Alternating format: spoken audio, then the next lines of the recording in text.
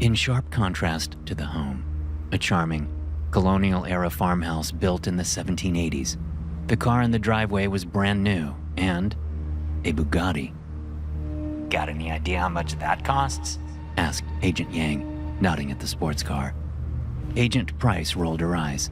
Too much. The federal agents approached the front door, but as Price reached to push the buzzer, the door swung open on its own. The man inside looked to be in his mid-40s, but he was dressed like a college stoner, barefoot, in an oversized t-shirt and sweatpants. His hair was a curly mess, his face unshaven, his eyes tired and sunken. Good morning, sir, said Yang, pulling out his badge. My name is Agent Yang, and Agent Joseph Yang. Yeah, I know. The man interrupted. And you're Agent Natalie Price. And you guys work in the Art Crime Division of the FBI. And you just want to ask me a couple of questions and blah, blah, blah. Leaving the door open, the man exhaled with a groan and turned. Well, come in. And yes, my name is Milo Wysocki. And no, I do not have any weapons in the house. He called over his shoulder. The agents exchanged a look. Yang walked in first, one hand hovering near his holster as he checked around the door. Price was less cautious as she followed him. She hadn't sensed a dangerous vibe from Milo Wysocki, but there was something off about the man. She wondered if he was high. Milo headed into the living room and threw himself into an armchair. The agents entered behind him, scanning the place. The room was cluttered, antiques stacked wherever they could fit, polished chairs and end tables, beautifully framed paintings and mirrors, vases, pocket watches, jewelry of every sort.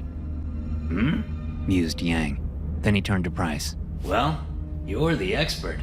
You're the expert, Price. Milo interrupted again, now in a lazy impression of Agent Yang's voice. How about you put that art history degree to good use and prove your parents wrong about its usefulness in the workplace, eh? Yang was not amused. Mr. Wysocki, did someone tell you? No one told me you guys were coming, no. Broke in Milo. He leaned back in the chair. Know what happens next?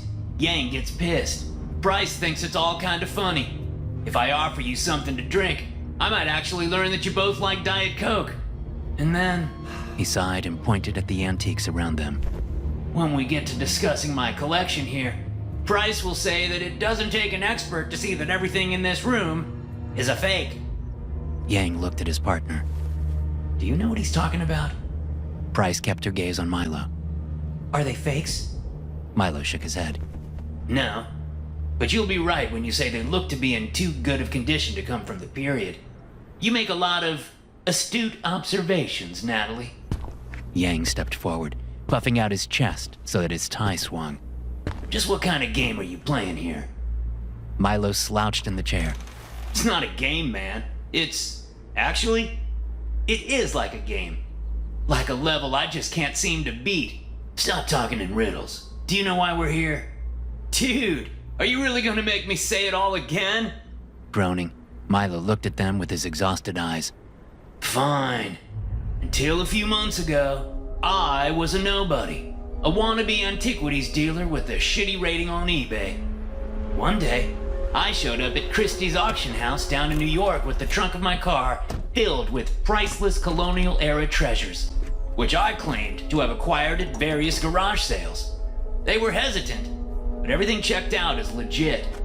Then I showed up again and again and again and made way too much money, way too fast. Because I am an idiot. And now you're here to look into it all, to see if I'm a forger, or working with one in China or something. And He went quiet. You're what? Asked Price. He smiled weakly. I like you, Natalie. You're genuinely curious and open-minded. Not like... He nodded toward Yang, who crossed his arms. Anyway, I am, let's say, in a rut. Stuck. Spinning out. Going nowhere. Also, very tired. Yang shook his head. What the hell are you even talking about? What does this have to do with the antiques? Everything, said Milo, his smile fading. Agent Price looked at him, and in that moment, decided to go with her gut. Ignoring the art and furnishings they had come to investigate, she lowered herself onto a couch across from Milo, casting him a friendly smile.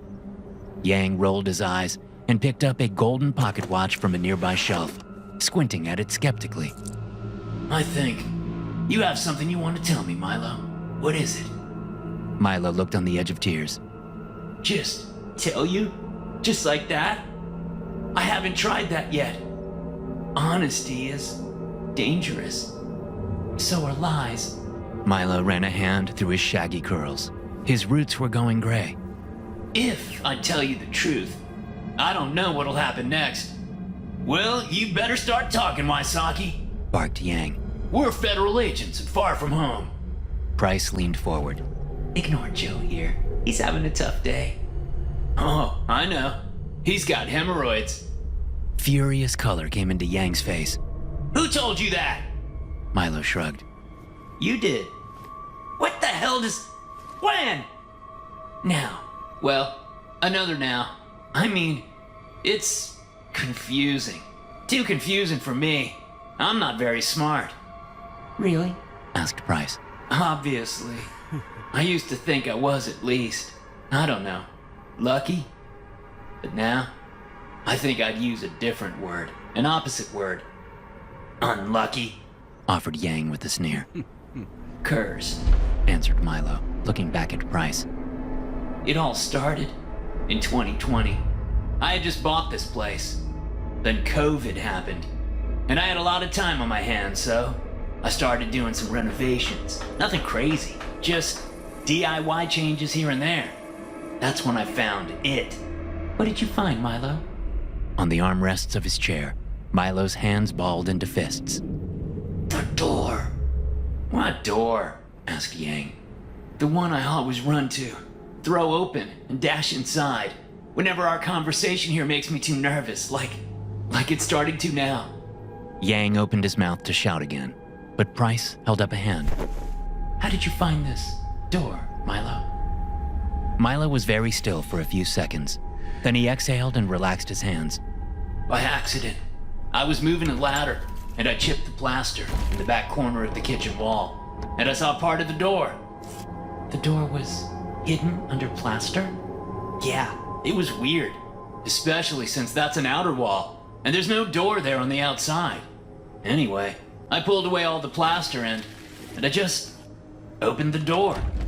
Let me guess, Said Yang. you found a room chock full of shiny antiques. Nah, man, I told you, it's an outer wall. There's no room on the other side. Then what was behind the door? Asked Price. Don't humor this guy. He's just messing with us. Whined Yang. Or else he's got a few screws loose. Price looked up at her partner. I know what I'm doing. Just let me... Why don't you take pics of the items in here? For the file, okay? Whatever. Yang grumbled, pulling out a small digital camera and walking to a table covered in silver dishes and cutlery. Just what I needed today. Another pain in the ass. Price turned back to Milo. Her partner wasn't wrong. This Milo guy wasn't making much sense. But she didn't think he was lying, and everything about him was just so tantalizingly weird. Compared to most workdays, this one was proving to be rather intriguing. So, tell me, Milo, what did you see behind the door? A strange look came into his eyes. That's the thing. I didn't see anything. And I don't mean blackness. Black is just a model in the brain, same as all the other colors. But when we come face to face with true emptiness, it's beyond description, Natalie. No length, no width, no depth. Only Milo went quiet again. Only time? Asked Price, her eyebrows arched. That's what you've been alluding to, isn't it? That you somehow went into the past and brought these items back here with you. And that you know what Agent Yang and myself are going to say before we say it because we've already had this conversation over and over, maybe for centuries. Milo's expression had remained vacant during her little speech, but now he cracked, smirking. Hundreds of times? Yeah, but not hundreds of years. I don't look that old, do I? How old are you? He shrugged. Don't know. Early 40s, maybe? But I was born in 99. That math doesn't add up. It does if you believe my story. I don't know your story. He frowned. You just said it. The cliff notes of it, anyway. Price crossed her arms. So you really believe there's a time machine in your house?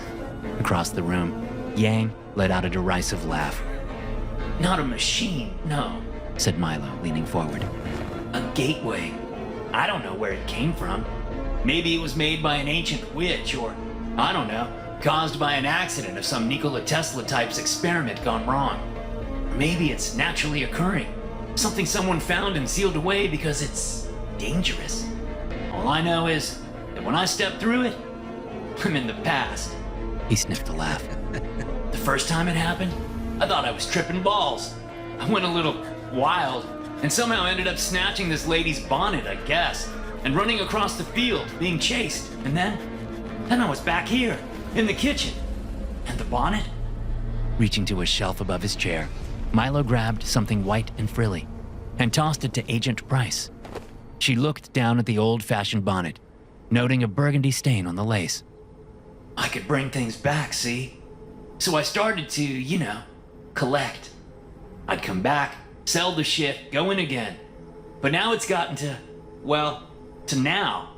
So whenever I come back, it's to this moment. And you're in the driveway. And I don't know what to do, because I can't risk not being able to access it. I can't. You're afraid to be away from the door? His face twitched, and for the first time, Price sensed a deep despair in his eyes. You don't believe me. I don't know what to believe yet. Price admitted. Can you show us the door? No! He screamed the word, and Yang stomped over from where he was photographing paintings in a far corner. Watch yourself, Waisaki! It's all right, said Price, keeping her voice stable. Milo, can you at least tell us how you think it works? I don't know how it works, Natalie. Okay, that's okay. Well, I only know what I've seen in time travel movies and books, but do you think you changed the past? Or are your actions there something that already happened? He shrugged. I don't know. But the present is always the same when I return. I think maybe I'm the anchor. Like, since I'm the one traveling back, it's impossible for me to do anything that would alter the future in a way that would mean that I don't exist. But I'm not sure.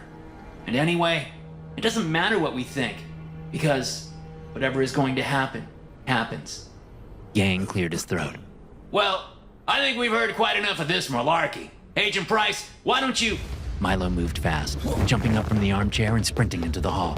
Hold it, Waisaki! We're not done here! Yelled Yang, starting to run after him, but quickly grabbing at the rear end of his pants and grimacing. Damn it! Get after him, Price! Price rose and hurried into the hall. Turning left, she saw Milo run around the corner into the kitchen, then heard a crash, and Milo grunted in pain. Running forward, she came into the kitchen and saw Milo spread out on the floor, holding his ankle. A stool lay toppled beside him, and his right foot was bent sharply at the ankle. Fuck! He howled, gritting his teeth. That's never happened before. It looks dislocated. We'll call an ambulance. You'll be all right, said Price, kneeling beside him. But he screamed again and tried to crawl away toward the far wall. Yang came into the room and pinned Milo to the floor. Careful with him, Joe. He's... Price's eyes had glanced up to the far wall for the first time, and she froze.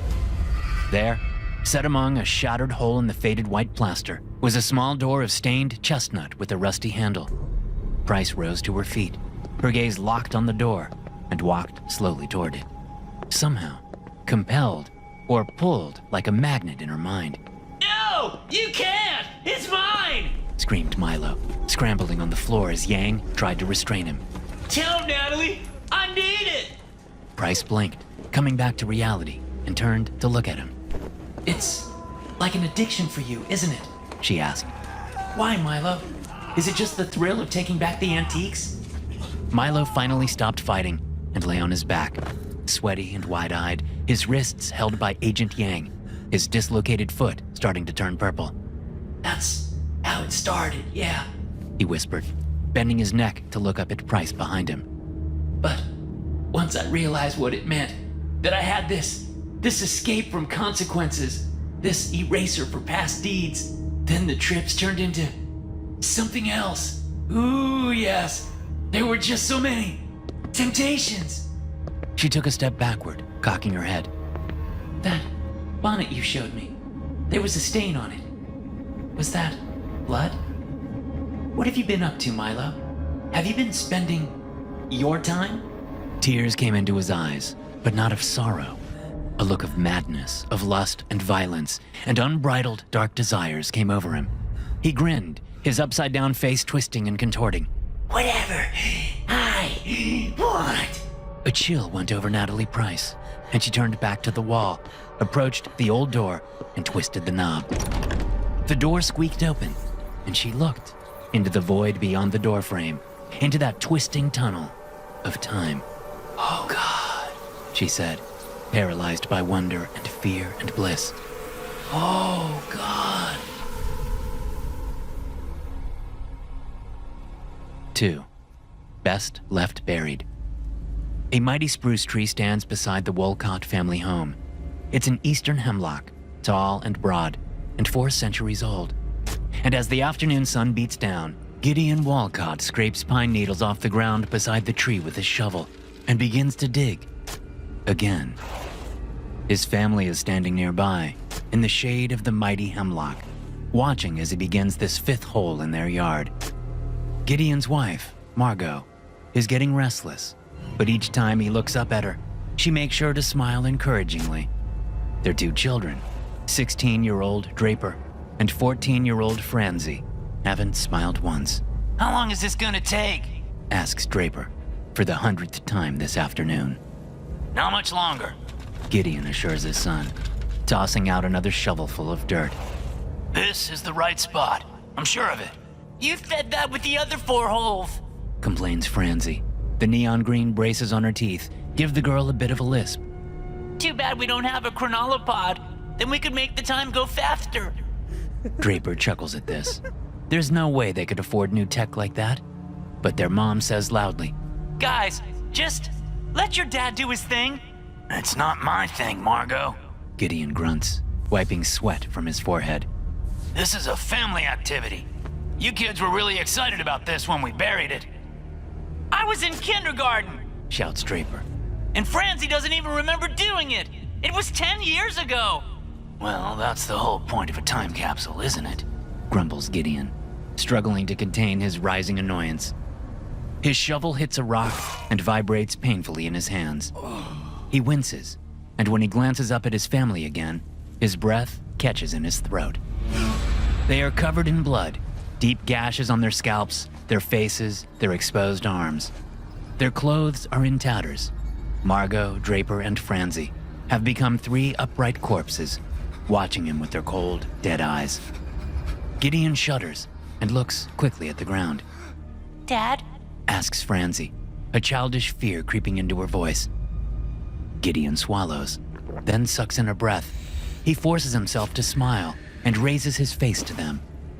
I'm fine, He says, looking from his wife to his daughter to his son. We're all fine. And they are fine. There's no blood, no wounds, no torn clothing. Because he hasn't murdered his family with the shovel. He hasn't murdered anyone. That mental image was just his mind playing a nasty trick on him. That's all. Why don't you take a break? Offers Margot with a concerned look on her face. I said, I'm fine. Gideon kicks the shovel into the dirt again. Draper lets out a long sigh. Why can't we just go inside while you look for it? Aha! Declares Gideon. You hear that? He taps the bottom of the hole with the shovel. It takes Gideon another minute to dig around the corners of the rectangular box. And when he finally tosses aside the shovel and holds up the aluminum cookie tin, he is panting and grinning from ear to ear. I told you I would find it. He holds up a hand to high-five the kids, and when they both refuse, Margot steps forward and weakly claps her husband's hand. All right. Well then, Wolcotts, the big moment has arrived. The teens exchange a look of unified resentment, and Margot says softly, Gideon, sweetie, I don't think you necessarily need to make one of your speeches right now. 10 years ago, he announces. and his wife's mouth tightens into a straight line. We sat you kids down at the kitchen table and explained how this family time capsule would work. You each chose items to place in the box. We all wrote letters to our future selves about what we thought the future would hold. Now then, who's excited to see which of our predictions came true, eh? No one, Says Draper. Dad. The 2050s have been hummed as wish. Gideon's smile falters. He turns to his wife.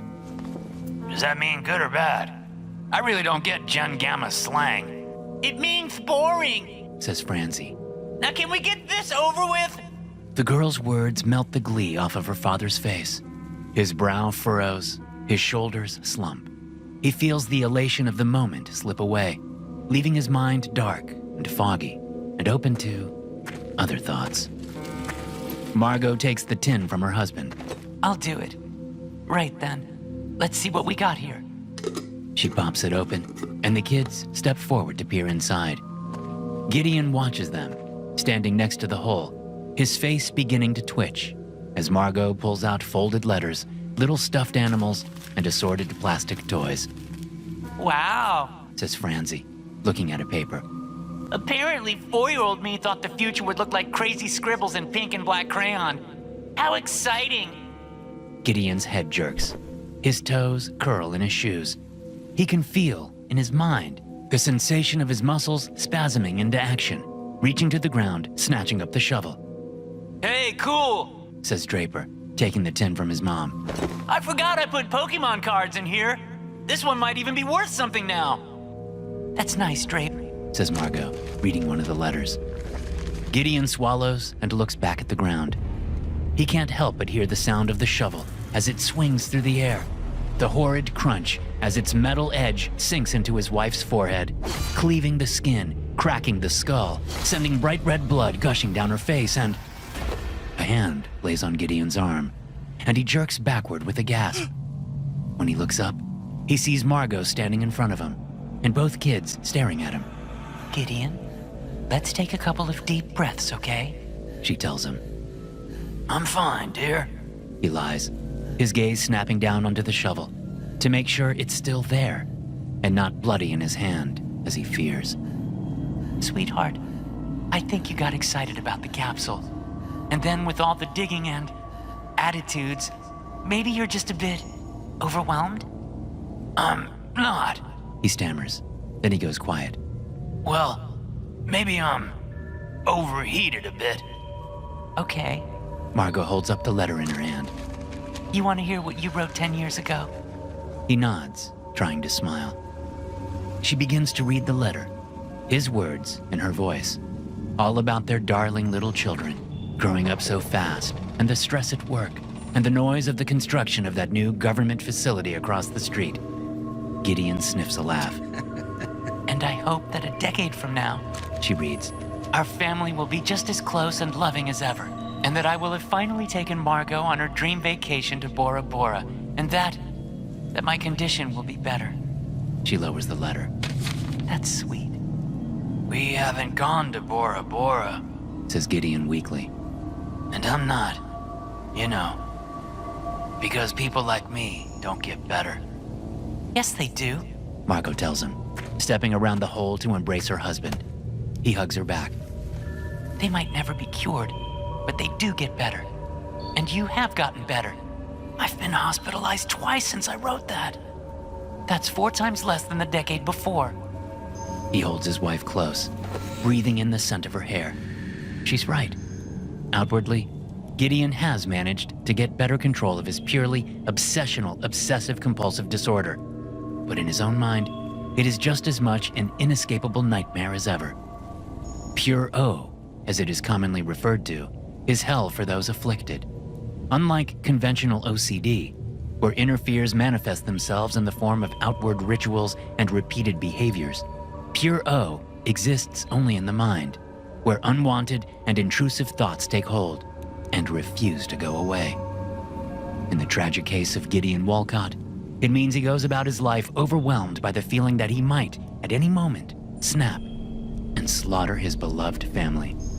And every day, he must wrestle in his own mind, trying to convince himself that he has never, would never, could never hurt his wife or children, despite the many bloody visions that come to him, unbidden, day after day after day. He squeezes Margot against his chest, and looking down over her shoulder, his gaze fixes on the shallow hole he has dug. What is that? He asks, backing out of the hug and squatting to examine the hole. There's something else in here. Did we bury something else? I don't think so. Gideon reaches down, scraping at the soil with his fingernails. It's cloth, I think. Maybe a bag. It's probably just old garbage. Gideon grabs the shovel and, rising, begins to dig again, widening the hole. Can we go inside now? Asks Francie, Sure, sweetheart. says Margot, looking from her kids back to her husband. Should I stay or? It's fine, Says Gideon, fresh sweat breaking out on his cheeks. I'll be in soon. I just need to figure out what this is. Okay. Margot and the kids go back into the house, leaving Gideon alone outside with his shovel and the mystery buried beneath their family time capsule. Dinner is almost ready and the sun is setting when Margot Walcott walks out the back door and approaches the old tree and the hole beside it. There's dirt and rocks tossed about, and the hole itself is much bigger than before. At the edge of the hole, sitting with his back to her, is Gideon, hugging his knees and muttering under his breath.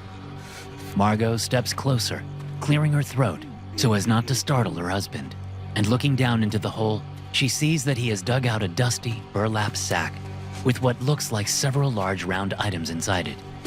Sweetie, are you about done here? I've made lasagna.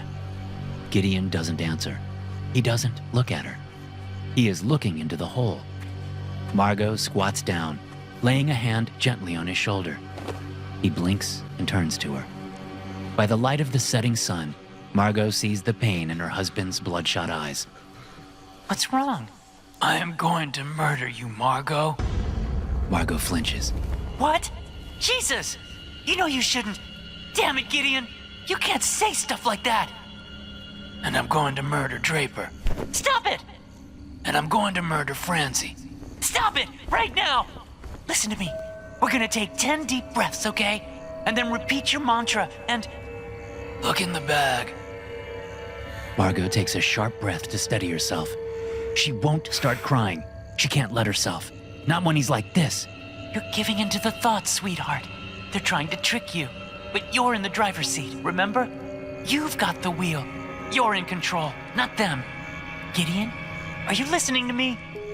His expression terrifies her. He's smiling, not maniacally, but sadly. It's all in your head. Tears fall from his eyes. We were wrong.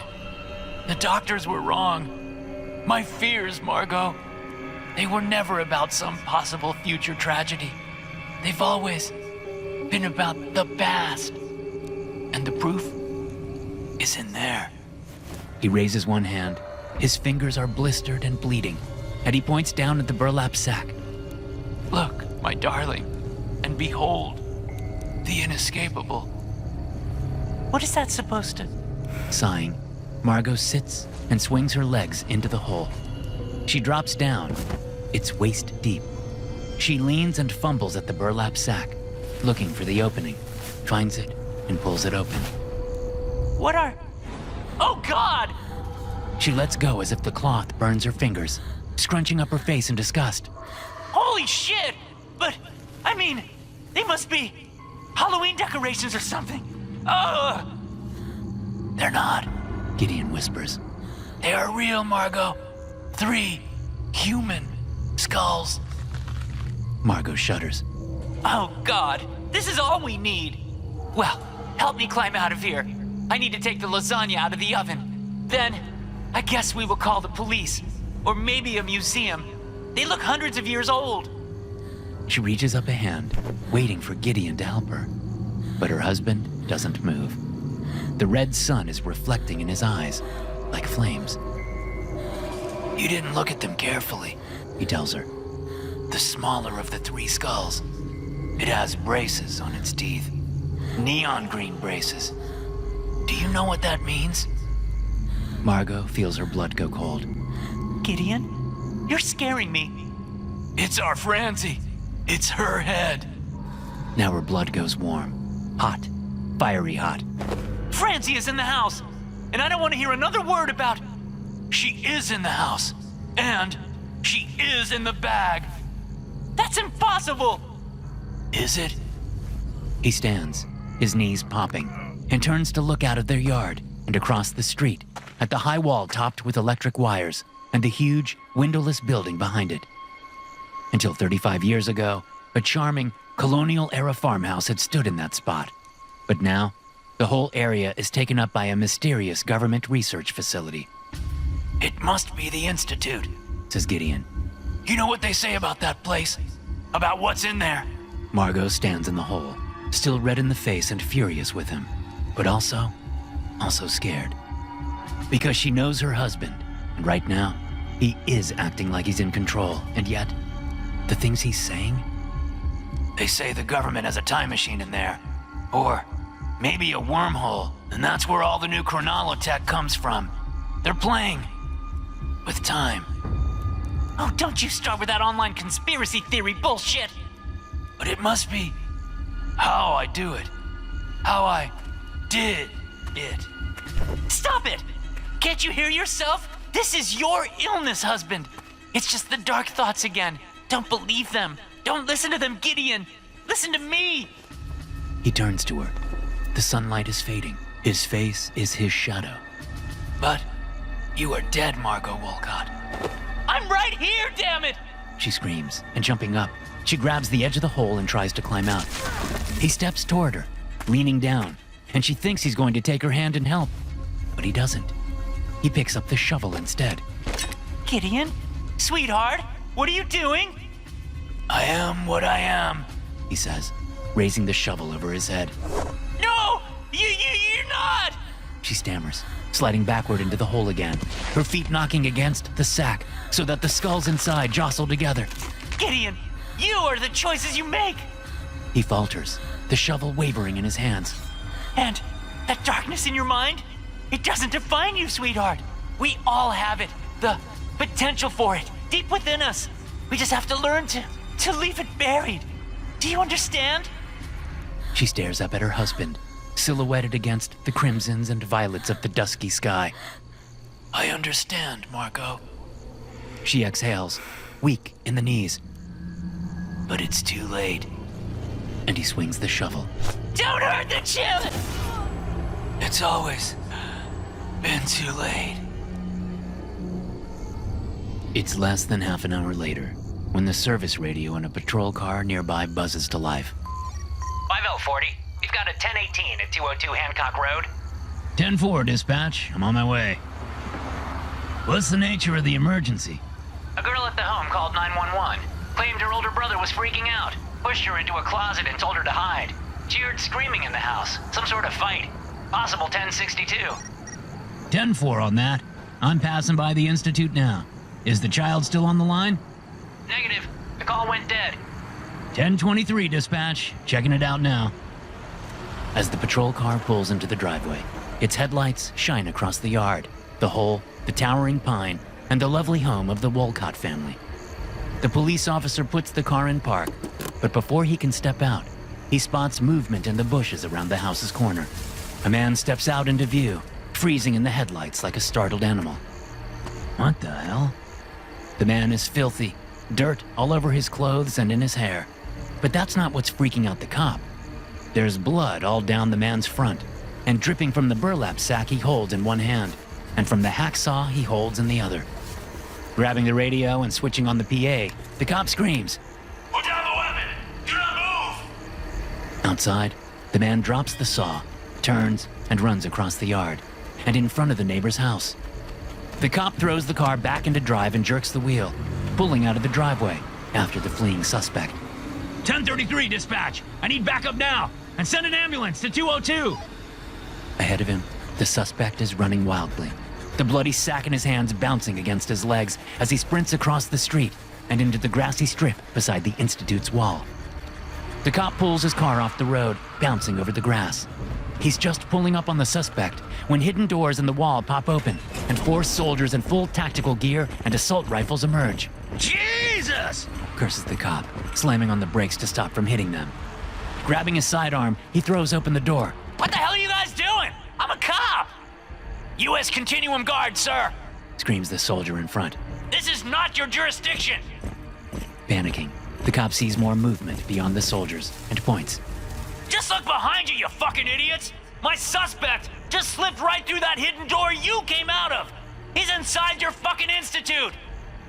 The soldiers exchange a look. 3 of them turn and hurry after the intruder. The 4th lowers his rifle and grins at the cop. I wouldn't worry about that, sir. He can't get far. We'll get him. And yet, of course, they do not get him, because Gideon Walcott has fate on his side. Gideon runs across the shadowy grounds of the research facility, then through a door on the windowless building, and down dark hallways turning left and right at random, knowing all the time that he is going the right way, the only way. Because whatever is going to happen, happens, because it already did. Covered in blood, sweat, tears, and dirt, Gideon stumbles into a pitch-black laboratory, sprints blindly forward and runs, straight into a rectangle of void that is waiting for him, and vanishes. The story of the triple homicide and the mysterious disappearance of the killer soon goes viral, and when it leads to the truth getting leaked, and the public learns just what the US government is hiding in that facility, and when the world's scientists insist on seeing and studying the astonishing gateway for themselves, well, that will change everything. As for Gideon Walcott, he is out of reach, sent back into the past, the severed heads of his wife and children held fast within his burlap sack, soon to be a gruesome time capsule of their own, buried deep beside a young green sapling of eastern hemlock. 3 paperclips. It shall be called the Temportalis, a gateway, an escape hatch from the prison of time. Where once stood that old door of chestnut wood with a rusty doorknob, there shall float a vertical pool of endless shadow, framed in titanium and graphene, powered by an antimatter engine, and guarded by the grand army of the Continuum. The Temportalis shall be the most studied, the most revered, the most protected, and the most expensive project in all of human history. Generations of minds shall seek to use its power. No longer confined to allowing passage to and from a specific era in the past, the augmented passageway shall open paths to every yesteryear and bygone moment. But there will always be limits to what can be done with the portal. Sending in drones will never work. A human person must pass through in order to return with new knowledge and materials. Many theories will be proposed as to why. Theories about consciousness, about observation equaling reality, about gods, about simulations, about past lives and future lives. Then shall come a day, 1,000 years hence, when the boldest experiment yet will be undertaken, and a brave chronolonaut named Citra Iquosi Centauris will strap herself into a temporal exosuit with its onboard quantum processor and many sensors, and as the crowds of Earth watch and cheer, she shall step up to the Temportalis and gaze into its void. Her destination? The deep, deep past, of course. Chronolonauts will have set many records by then, traveling all the way back to a mere 1 million years after the Big Bang, and returning to their present with retrieved particles of antimatter. The once plentiful remnants of the Big Bang will have become the rarest, most expensive, most energy-producing substance in the universe. But Citra shall attempt to go back further still, all the way to the first moment of time itself, when the cosmos blossomed from a pinprick seed, and the dimensions intertwined their threads into the tapestry of space-time. Citra's exosuit will allow her to hover just outside the action, perceiving all, before she bounces off the dawn of time, and the inflation of the universe rushes her forward again, back into the future, back through the Temportalis, bringing new data and sample particles aplenty. Citra shall be wise and learned, and as she prepares to depart, she shall know full well that the quantum mathematics and superphysics behind this venture will be sound, and yet, in her heart, she will have doubts. For this chronolonaut shall be a scientist by trade, but a skeptic by nature. She will recognize that just because the story science tells fits the evidence thus gathered, that doesn't necessarily mean it is accurate. And in this matter, her suspicions shall be justified. The world will watch with bated breath as Citra steps through the Temportalis. The world will wait for her glorious re-entry, but in vain. For from that journey into the dawn of truth, there can be no return. Beyond the door, Citra shall fall, not through any space, but through time, rewinding the very flow of entropy. She is falling, tumbling through the events of her life, of the human race, of the earth, of the sun, of the swirling Milky Way. She fell, soaring toward the ancestor of all moments, which stretched before her like a glowing, rippling membrane of light. And as she reached that cosmic dawn, the membrane did not catch her. It did not bounce her forward again, as was planned. Instead, Citra pierced through it and flew on, dizzy and delirious, lost in a new world of pitch-dark light and shining shadows. When Citra awoke, she did not know where she was. She sat up, blinking, and saw that she was lying on a bed in a small room with white walls, floor and ceiling. There was a large window on one wall, through which she saw the outside world, only it wasn't her world at all. She rose to her feet and approached the window, hugging her arms about her chest as she peered out at a cratered landscape, a distant city of towers, and beyond a curved horizon, a vast expanse of luminous stars. Only everything about the visual was off, reversed, light and dark swapped, like the negative of a photograph. Salutations, Citra Aquasi Centaurus, visitor from elsewhere. Citra turned, but saw no one else in the room. Who are you? She asked the empty room. Where am I? What's happening? We chose not to show ourselves to your eyes, lest the shock of our appearance overwhelm your senses. We would look quite different to you, as you do to us. You speak my language? We have learned it, yes, by analyzing the data in your suit's processor. What you are hearing now is a translation of our true voices. Oh, and what is this place? We built it for you. It is a place where the particles of your being can be safe. Safe from what? From the constituents of this universe. This universe? Here, the electrical charge of particles is the reverse of your own. Our protons have a negative charge, our electrons a positive charge, and so on. Yours is a universe of antimatter? Yes, and ours is a society vastly beyond your own. And yet, your arrival in our cosmos has been most fortuitous. For though we have long since cured our own mortality and seized control of all galactic superclusters to harness their power, still, we live always in fear of running out. Running out of what? Energy, of course. Stars are finite resources. Even black holes eventually spin themselves out. We have been searching for new fuels to power our eternal future. You have provided the answer. I have? But She moved back to the bed and sat, trying to understand. What resource had she brought with her? Time? No, not time. The Temportalis was a launching pad, not a vessel. matter, She said, thinking out loud. matter to you is like antimatter to us, right? Yes, studying you and your suit has enabled our machines to begin producing matter on a grand scale. Even now, the engines are at work, creating the fuel of our future. Creating matter. And tell me, what are these engines? They are thinking machines without will or desire. Artificial intelligence, you mean? There was a slight pause. Yes, My society developed that as well, centuries before my time. But we abandoned it. The potential for harm was too high. explain. In Citra's mind, The answers began to click into place of what it all meant, where it all came from, where it was going.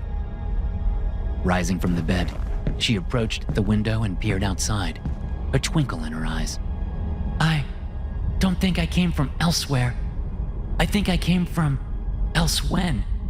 And on my journey here, I witnessed the dawn of my cosmic chapter. And now, I believe I am witnessing the dusk of yours. We do not understand. It's all paper clips, she said, smiling. Always has been. Perhaps there is an error in our translation. We do not understand what any of this has to do with minuscule wires used to hold pages together. Citra shook her head. That's not what I mean. It's a thought experiment. Or maybe a parable. It's why we abandoned artificial intelligence. Tell us this parable. Okay, but if I'm right, and somehow I know that I am, it will mean that the eternal future you imagine for yourselves is impossible. If a future is truly impossible, telling us about it will not change its course. Yeah, you're right. Sighing, she lowered herself to the floor and sat, cross-legged, watching the stars shine darkly outside. Pretend you have a factory that makes paper clips, and you direct an artificial intelligence program to maximize their production. At first, things go well, but then the program decides the workers in the factory are slowing things down, so it finds a way to kill them, and to kill anyone else that tries to stop it. Soon, it realizes that the more material it has, the more paper clips it can create. So it begins to dismantle the ground beneath the factory, then the mountains nearby, the cities, everything. Eventually, you and your kind have all been wiped out, turned into paper clips with the rest of your planet. But the program continues to follow its prime directive. It begins the next stage, creating movable, self-replicating paperclip factories, able to traverse the galaxy, to land on every planet and turn their material into more paperclips. Then it finds a way to transform matter and energy at an atomic level. And it changes the stars too, and the whole galaxy, and every galaxy. Until, one day, the whole universe is nothing but paperclips. She finished her parable, feeling strangely calm in the certainty of her conviction. This is a silly story. Yeah, it is, when it's about paperclips. But it's a true story. It's your story.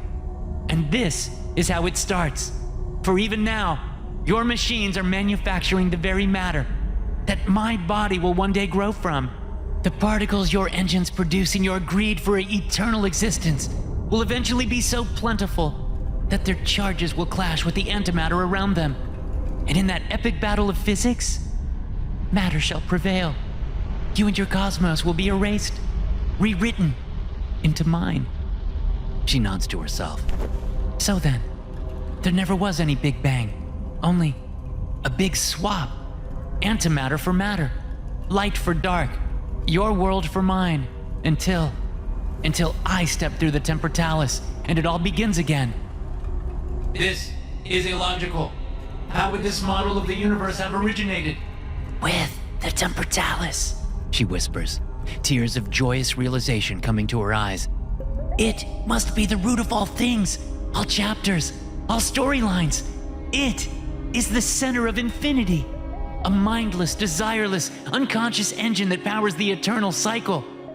The tears fall onto her cheeks. The door! It's God! We do not like your story, Citra Aquosi Centaurus. She shrugged. That doesn't matter when the story is true. But why do you smile in the telling?